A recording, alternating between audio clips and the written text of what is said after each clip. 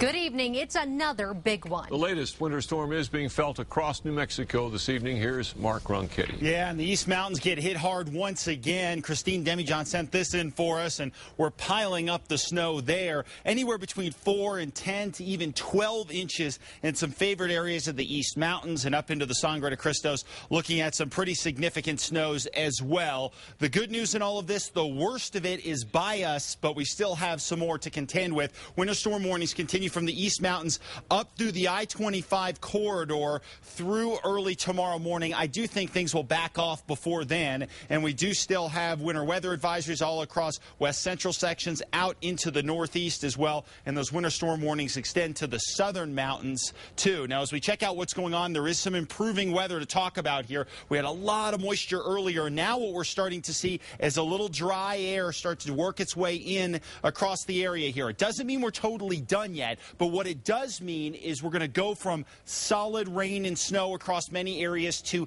scattered showers across many areas tonight in the form of mainly snow. And you can see some of those snow showers skirting to the west of the Albuquerque area right now. Across northeastern sections, that upslope flow of moisture into the mountains has started to shut off a bit. So some snow showers will continue, but not with the intensity they had before. And along the I-40 corridor, things are starting to improve across southeastern New Mexico. We're still getting a few showers. Your full forecast is on the way in just a few minutes.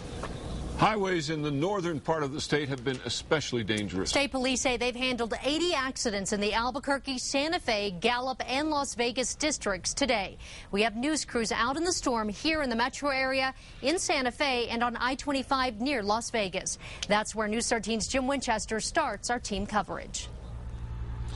That's right, Jessica. And the first word we can tell you guys, if anyone is looking to travel tonight on I-25 northbound, don't. The highway is snow-covered and very slippery. We just arrived here in Las Vegas a short time ago. It took us about 4 hours to get up here. Speeds are averaging between 25 and 45 miles per hour, depending on what section of the roadway you are on. Now, as you take a look at some video that we shot a little earlier on our way up, you can see that there was definitely a hard time getting through some locations. Speeds were very slow. We saw at least a half dozen vehicles that have spun off the road and into the ditch, including a jackknife semi near Bernal at I-25 southbound, which had shut down all lanes. That was about an hour ago. Crews on State Patrol are at that scene working right now. Again, if you are traveling northbound or southbound I-25, try to stay off the roads if you can. It's very treacherous out there tonight. State Patrol has issued a warning from exit 299, 160 miles all the way up to Raton tonight, saying if possible, stay off those roads. Salt crews and plows are out, but they can't keep up. Back to you guys. Okay, Jim.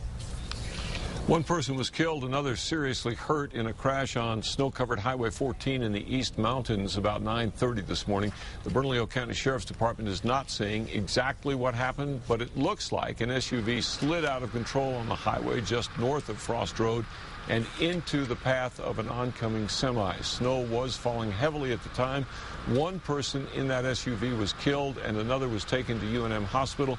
Deputies are not releasing names or any other details. State police say icy roads caused another crash that killed a newly named deputy warden at the Santa Fe State Prison.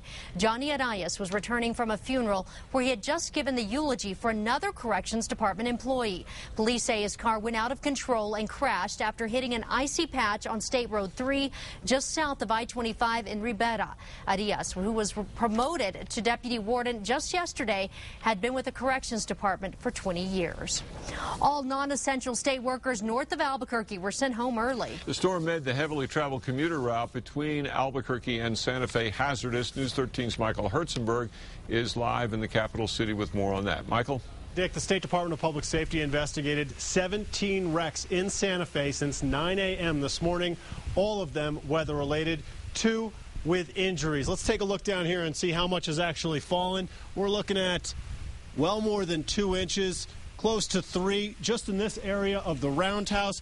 It's only just started to slow up, and the snow has pretty much been coming down the entire day. It's a slippery, slow, and slushy drive between Albuquerque and Santa Fe. I-25 is open in both directions, but people are really taking it easy. It's hard to drive in this stuff. We saw 2 vehicles overturned in the northbound lanes of I-25. No injuries that we could see. Besides the icy roads, the accumulation's also making for some big splashes on windshields, so it's hard to see. There are no reports of major problems at this hour here in Santa Fe, but even on main roads, there's some serious accumulation. They look pretty bad. Slushy. I'm lucky to be riding the train, so I don't have to worry about it. Well, being from Colorado, it's not really my choice, but I'm leaving the car and taking the train.